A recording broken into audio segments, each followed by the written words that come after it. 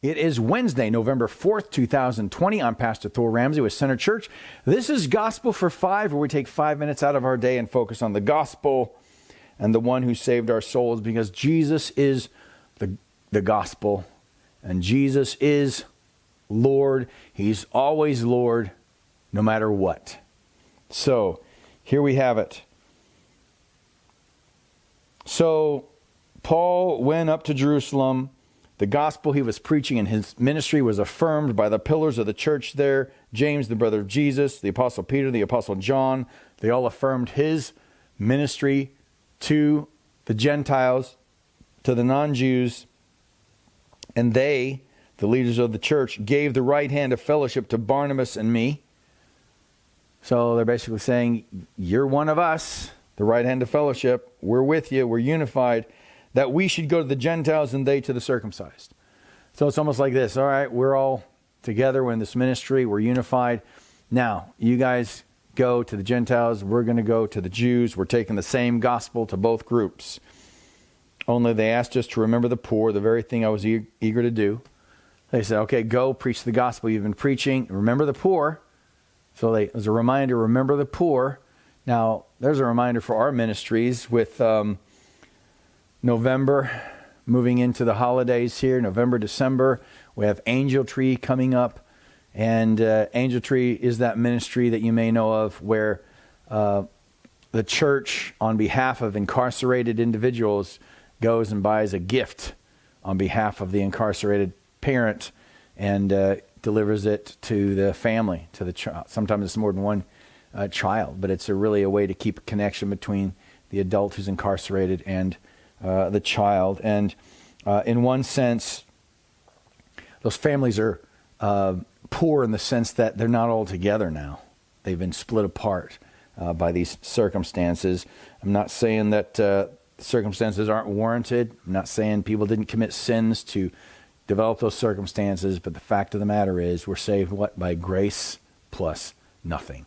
So they too, we're not more deserving of grace than they are.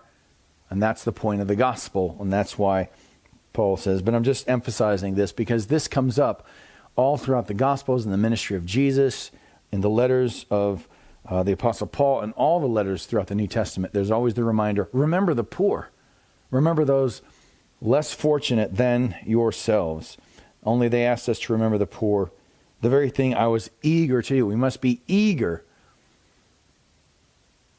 to do what we can in the ways that we can to remember the poor. Now, and that's what we're doing this Christmas season, in the sense remembering these families that are not as full and rich as they would be if all the members were together. All right. But when Cephas came to Antioch, I opposed him to his face. Now we'll really get into the drama of this letter. Paul's telling us about a circumstance where the gospel was at stake. A circumstance where someone like even the Apostle Peter could be swept up by the influence of others, the fear of what others think. But when Peter came to Antioch, I opposed him to his face because he stood condemned. He doesn't mean his salvation was at stake. He means his actions were wrong. It was clear that his actions were wrong. That's how he stood condemned. For before certain men came from James, so James, the brother of Jesus, the church in Jerusalem, which is primarily a Jewish church. So before these men came, and they're representing this pillar of the church, James, and again, we mentioned it before, that just by virtue of being the brother of Jesus, growing up with him,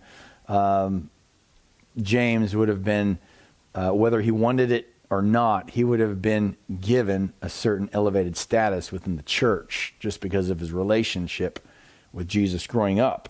It doesn't say he ever asked that, and if you read the letter James wrote, the one letter we have of James in the Bible called James, you find nothing that. He calls himself a servant of the Lord Jesus Christ, I believe, in the beginning of that letter.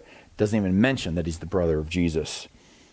For before certain men came from James, Peter was eating with the Gentiles.